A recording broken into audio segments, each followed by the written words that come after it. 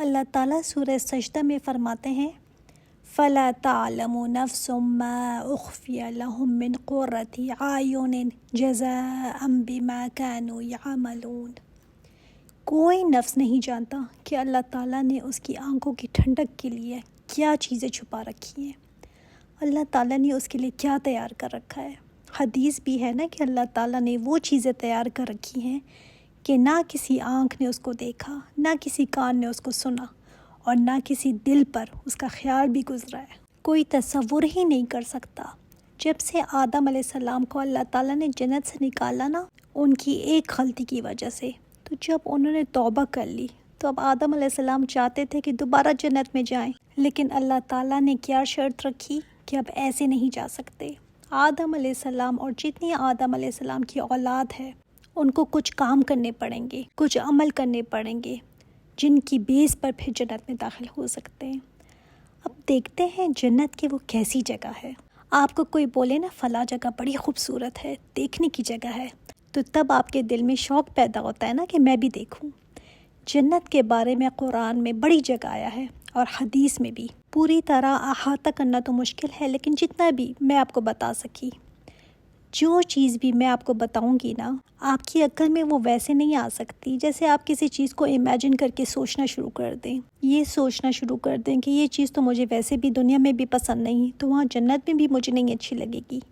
دنیا میں ایسی کوئی چیز ہے ہی نہیں جو آپ ادھر سے کمپیریزن کر سکیں، ہاں مگر صرف سمجھانے کے لیے ان چیزوں کی مثال دی گئی ہے۔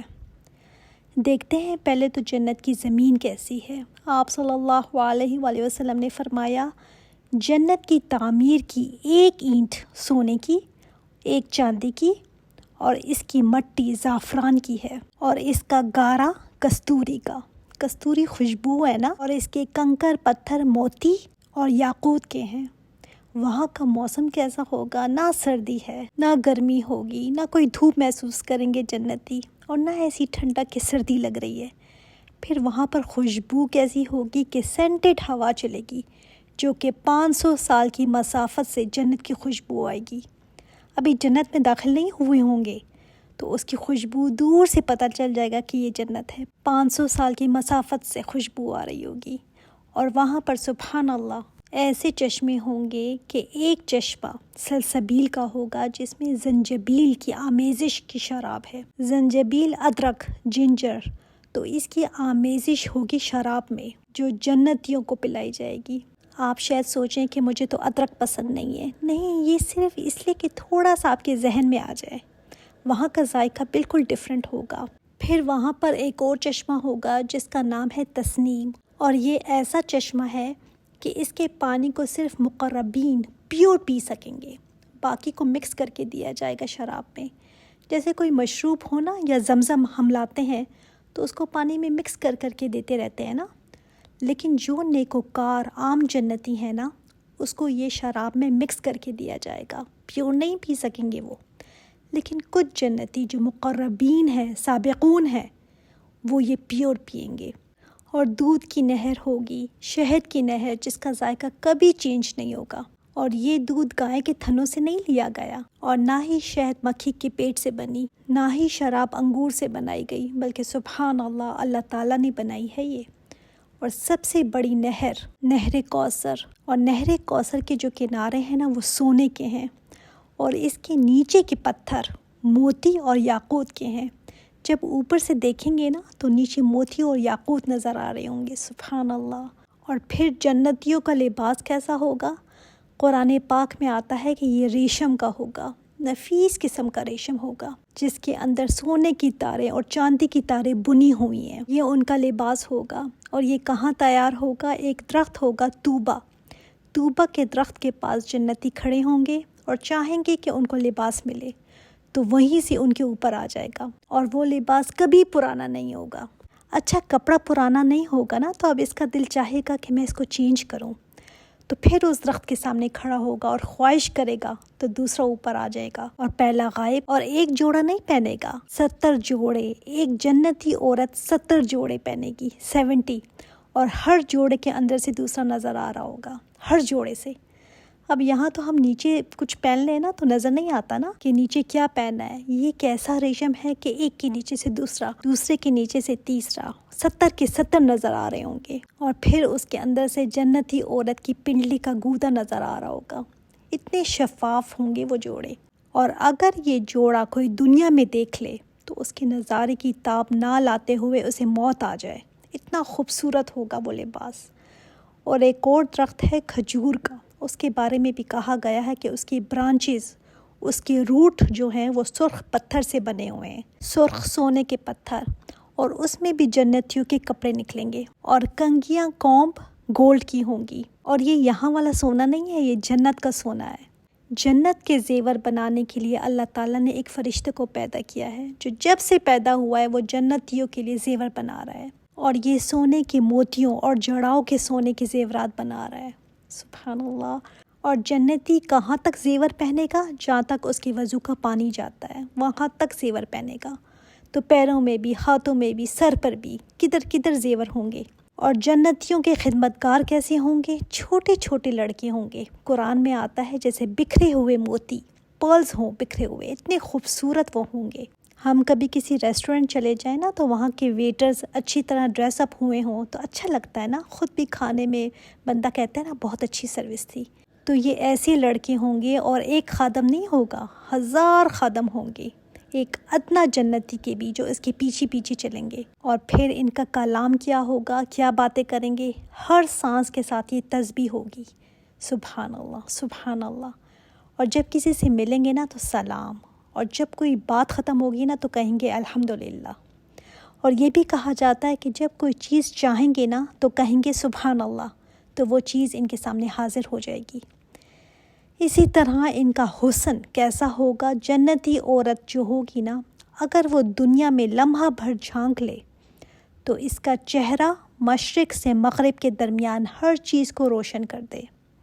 صرف جھانکے دنیا میں اس چہرے میں اتنا نور ہوگا، مشرق سے مغرب تک ہر چیز چمک جائے گی. اور اس کی خوشبو سے ساری فضا مشرق سے مغرب تک معطر ہو جائے. کیا وہاں کی چیزوں کے لیے ہم یہاں کی چیزیں کچھ نہیں چھوڑ سکتے؟ کیا وہاں کی یہ چیزیں پانے کے لیے کیا یہاں ہم تھوڑا سا خواہشوں کو کنٹرول نہیں کر سکتے؟ یہ وہ حسن ہوگا جو کبھی مان نہیں پڑنے والا. اور یہ عورتیں اپنی شوہروں کے ساتھ اپنے محلات میں گھنے سایوں کے نیچے اور بہتی نہروں کے ساتھ بیٹھی ہوں گی. اور دونوں میاں بیوی خوشگپیاں لگائیں گے، کوئی کام بھی نہیں کرنا پڑے گا. اور ان کی رہائش کے لیے خیمے بھی ہیں، محل بھی ہیں اور بالا خانے بھی ہیں. جیسے شوق ہوتا ہے نا ہمیں گھر بھی ہو، پھر ایک سمر ویکیشن گھر ہو، پھر ایک کسی جگہ پر اوپر میرا اپارٹمنٹ بھی ہو، تو سب ہوگا ادھر. غرفہ جو بالا خانے ہوں گے، جیسے میں آپ کو بتاؤں گی نا، اس کا مطلب یہ نہیں کہ جنت میں ویسے ہی ہوں گے. جتنا آپ کو علم ہے، جتنا آپ تصور کر سکتے ہیں قرآنی آیات سے لے کر، اتنا ہی میں دیکھ کر آئی ہوں. جتنا پڑھا ہے اسی لحاظ سے بتا سکتی ہوں. نبی کریم صلی اللہ علیہ وآلہ وسلم نے فرمایا کہ یہ وہ بالا خانے ہوں گے جن کا اندر سے باہر اور باہر سے اندر نظر آتا ہے، یعنی مطلب سی تھرو شیشہ ہوگا. اور یہ اوپر کی طرف ہوں گے جو خاص لوگوں کو ملیں گے. کن لوگوں کو؟ جو نرم بات کرتے ہیں، جو کھانا کھلاتے ہیں لوگوں کو، اور جب لوگ سو رہے ہوتے ہیں تو یہ اللہ کے سامنے کھڑے ہو جاتے ہیں، تہجد گزار ہوتے ہیں. ایک اور روایت میں یہ بھی آتا ہے کہ جو کثرت سے روزہ رکھنے والے ہیں ان کو یہ ملیں گے بالا خانے. جس کو اب چاہیے نا تو وہ ان 4-5 کاموں میں سے ایک کر لے. پھر خیمے ہوں گے جو موتی کے بنے ہوں گے، اور ایک ایک خیمہ 60 میل لمبا ہوگا. اور یہ خیمے باغات اور نہروں کے کنارے پر ہوں گے. اور جو محلات ہوں گے نا، ہر کپل کی اپنی سلطنت ہوگی. اس سلطنت میں ان کے محلات ہوں گے، اپنے باغات ہوں گے. پھر ان محلوں کے اندر ہر وقت عود جل رہی ہوگی، عود جلتی رہے گی جس سے ہر وقت محل معطر رہے گا خوشبو سے. اور حدیث میں آتا ہے کہ جب ادنا جنتی داخل ہوگا نا اپنی جنت میں تو اس کو ایک ایسا نور نظر آئے گا تو فوراً سجدے میں گر پڑے گا. کوئی اس سے پوچھے گا کہ یہ کیا کر رہے ہو؟ کہے گا میرے رب کا دیدار نہیں ہو گیا؟ کہے گا نہیں، یہ تو آپ کے محل کی بتیاں ہیں، آپ کے محل کی روشنی ہے یہ، اور میں آپ کا خدمت گزار ہوں، اور میرے جیسے 1000 اور آپ کے خدمت گزار ہیں. اور پھر ایسے تخت ہوں گے وہاں پر جن کے بارے میں کہا جاتا ہے کہ ان کے اوپر تکیے لگے ہوں گے، اور لوگ وہاں سے نظارہ کریں گے. ایسی مسندیں ہوں گی جہاں سے بیٹھ کر دیکھیں گے لوگ. یہ تخت سونے کی تاروں سے بنے ہوں گے اور ان کے اوپر قیمتی قالین ہوں گے اور آمنے سامنے بیٹھیں گے تکیہ لگائے ہوئے آرام سے.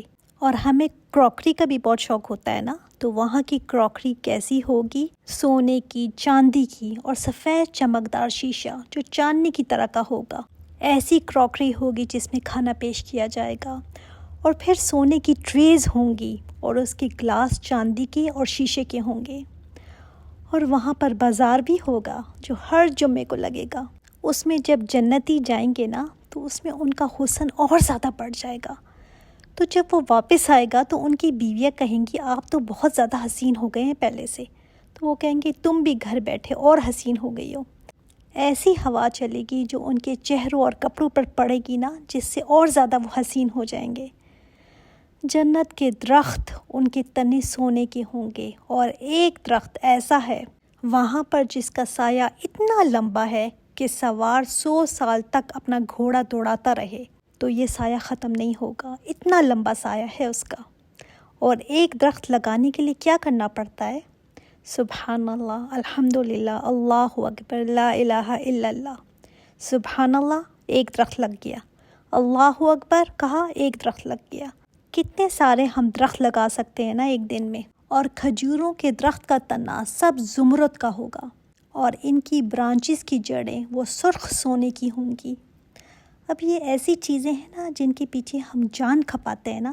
ان گھروں کے پیچھے خوبصورت گھر ہو وہاں تو محلات ہوں گے. پھر کپڑوں کے پیچھے یا زیور کے پیچھے یا باغ ہوں، نہریں ہوں، ان کے ساتھ گھر ہوں. یہ سب چیزیں اچھی لگتی ہیں نا. ان کے پاس ہم گھر بنانا بھی چاہتے ہیں. اور جنت الفردوس اللہ تعالیٰ نے اپنے ہاتھ سے بنائی ہوئی ہے. اس کی ایک اینٹ سونے کی ہے، ایک سرخ یاقوت کی اور ایک سبز زمرد کی ہے. اور اس کے پتھر لولو اور مرجان کے ہیں. اور اللہ تعالیٰ نے قسم کھا کر فرمایا ہے کہ بخیل اس میں داخل نہیں ہو سکتا جو بخل کرتا ہے. تو یہ ساری چیزیں غائب کی ہیں لیکن اس پر ہمارا ایمان ہے. جیسے ہم دنیا میں اپنے جسم کو راحت پہنچانے کے لیے محنت کرتے ہیں نا کہ جسم کو آرام ملے، اے سی لگاتے ہیں، اس کے لیے گاڑی اچھی خریدتے ہیں، اچھے سے اچھے کپڑے پہنتے ہیں، اپنی نیند کا خیال رکھتے ہیں، اچھا کھانا کھاتے ہیں کہ جسم کو راحت ملے. لیکن کہیں پر بھی ہماری کوشش روح کو راحت پہنچانے کی نہیں ہے کہ روح کو راحت کیسے ملے گی؟ اللہ کے ذکر سے. اور کبھی یہ ذہن میں آتا ہے نا کہ ایسے کیسے ہو سکتا ہے کہ ایسی چیزیں وہاں پر ہوں گی. اس لیے کافی لوگوں نے اس کو جھٹلایا بھی ہے. وہ اپنی چھوٹی سی عقل سے جب دیکھتے ہیں نا تو ان کو بات سمجھ نہیں آتی تو جھٹلا دیتے ہیں. یہ ایسے ہی ہے کہ جیسے ماں کے پیٹ میں بچہ ہو، اس بچے کو اگر شعور دے دیا جائے اور اس سے پوچھا جائے کہ دنیا کیسی ہے تو کیا کہے گا؟ چھوٹی سی جگہ ہے، تنگ ہے، خون ہے، اندھیرا ہے، نالیاں ہیں، بس یہی. آپ کہیں گے نہیں نہیں بہت بڑی ہے، آسمان ہے، اس میں پہاڑ ہیں، درخت ہیں، پانی ہے. اس کو کیا پتہ؟ اس نے تو دیکھا ہی نہیں نا. وہ تو ماں کے اندر کی پکچر آپ کو بتا رہا ہے. اسی طرح ہم نہیں جان سکتے وہ جگہ. اس کو ہمیشہ اسی طرح لیں کہ میرے ذہن میں نہیں آ سکتا. جتنا بھی کوئی مجھے بتا دے میں امیجن نہیں کر سکتی کیونکہ میری عقل جو ہے وہ بہت محدود ہے. ہاں لیکن یہ ایگزسٹ کرتی ہے اور یہ ہمارا ایمان ہے. اب اس جنت کو پانے کے لیے ہمیں ایمان کے ساتھ اعمال کی بھی ضرورت ہے. بے شک اللہ تعالیٰ کی بخشش تو ہے، بہت زیادہ ہے، مگر اعمال کرنے کی بھی ضرورت ہے تاکہ ہم اس کی رحمت کے قابل ہو جائیں. اور صبح شام دعا مانگا کریں کہ اللہم انی اسألک جنت الفردوس. جب انسان اللہ تعالیٰ سے یہ دعا مانگتا ہے نا تو پھر جنت اللہ تعالیٰ سے سوال کرتی ہے کہ اللہ یہ مجھے مانگتا ہے، اس کو عطا کر دے.